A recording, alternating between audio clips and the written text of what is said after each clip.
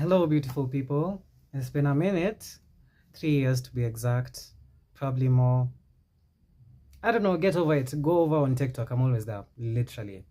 So, anyways, this video today I'm going to be talking about religion and authority. I know. What a leap, Kim. Before you were not, being very outspoken about how religion is affecting people, but now that's basically almost all of what you talk about. Yeah, it's called evolution. Everyone should be doing it. Now, on to what I actually want to talk about. As you can notice, barely any cuts. I just want to get straight into it. I tried making this video without putting points down, and my mind was all over the place. So I put some points down and we're going to go through them one by one. Now, first of all, it is very important for us to set a baseline that we all understand that the way religious texts have been put currently, the translations, the different versions, it is strategic and it is done with nefarious intent. It is not done so that we can actually understand and have a better understanding of God. Now, that is out of the way. When you have the Bible, and I am going to be speaking from a Christian perspective because that's all I know.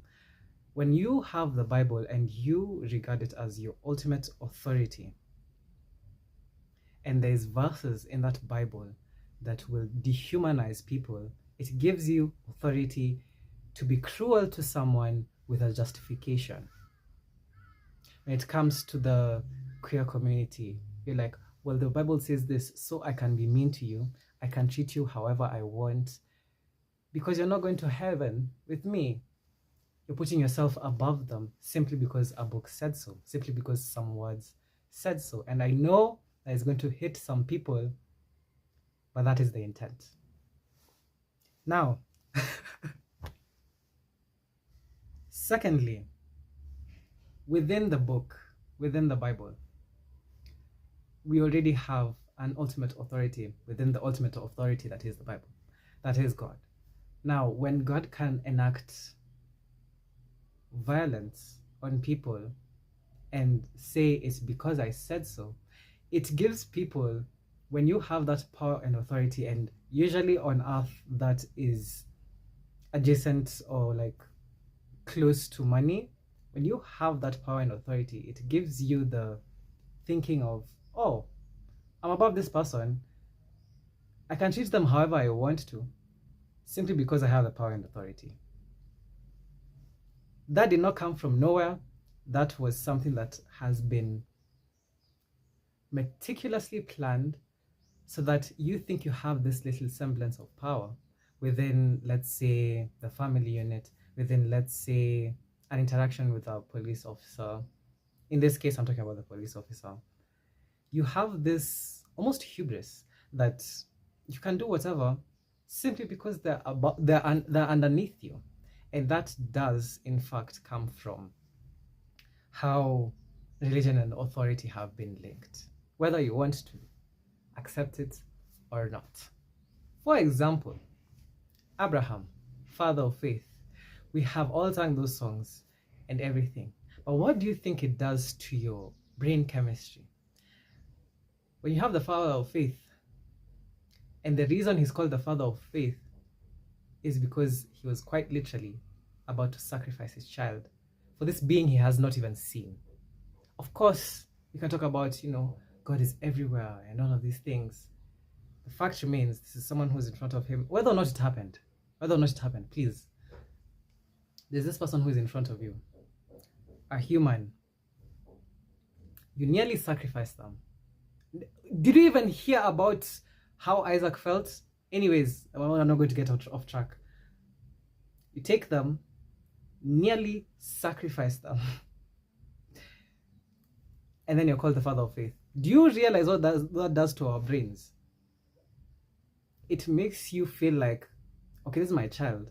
If I feel like I know best, and usually that is the case with a lot of people because they have life experience, even if that life experience is running 40 years in the wrong direction. When you feel like you have that bit of authority over someone, You feel like I know better than you for sure. Now, some cases that might be true, but most cases, let me be very honest, most cases it is very untrue and it causes harm. And that does tie back to how you view these figures in this ultimate authority of a book that you read. And another thing it does is it might not make you completely bow to people who have power and authority, but it makes you less likely to revolt, because in somewhere in the back recesses of your mind, you're thinking either one, God is going to handle this, or two, they deserve what they got, they deserve the power, and they deserve to have that almost power over someone else. Which in that case, I say, you're a bit sick. You're a bit sick. But that is what happens when you accept that as long as you have power and authority over someone, you can do whatever.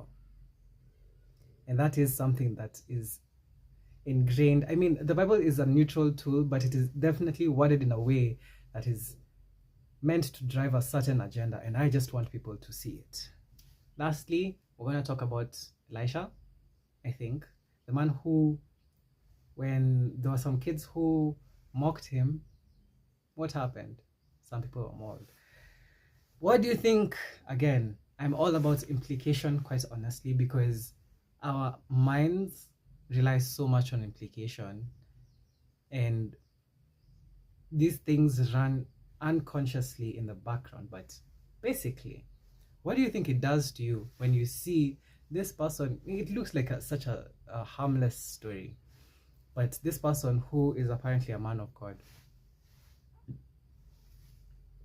is mocked by some people, and then they get mauled. It makes it so that you feel like the authority figures are a little bit beyond reproach. You can't question what they have to say, or God will handle it. How many times have you actually had that within these conversations? God needs to come and save this country. God will handle it. It is not up to us. This itumeachia Mungu. We actually do have power within our hands. We outnumber a lot of these authority figures quite heavily, but because we view power and authority as something above us, once someone rises to any of those seats, you look at them and you're kind of like, oh, you're a bit higher than me.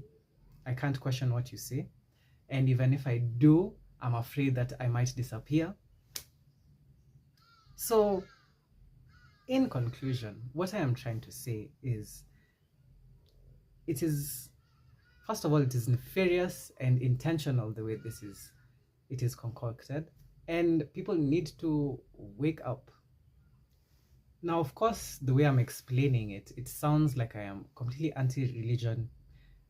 Okay, that part is not true. It's not false. It's not false. That part is not false. And that I completely hate the Bible, which that part is the part that is not true. I should have started with that, but anyways, I actually do really think there's so much good knowledge in the Bible, but it is not the way it is being taught. And a lot of this just feels very intentionally placed for the world we live in currently. And if the world we live in currently, we can all agree, is pretty messed up, why do you think that a book reinforcing that has no nefarious intent behind it? I mean, I understand if you don't want to completely divorce yourself from all the teachings of the Bible. But what I do want to ask you to do is just be intentional when you're consuming it. Be intentional and ask yourself, does this come from love? Quite literally, that is all you need to do. Does this come from love? And most times, it's not necessarily that, especially the way it's taught. Anyways, guys, my natural light is dimming and I don't feel like filming with this light up here. So we're just going to leave it with this. I'm not against religious people. I am against religion. That's very evident by this video. But it is mostly because I feel like it is mentally incapacitating people, and they don't think beyond what is in that book. And I know I'm being mean, but the people practicing religion tend to be mean to my community. So eye for an eye.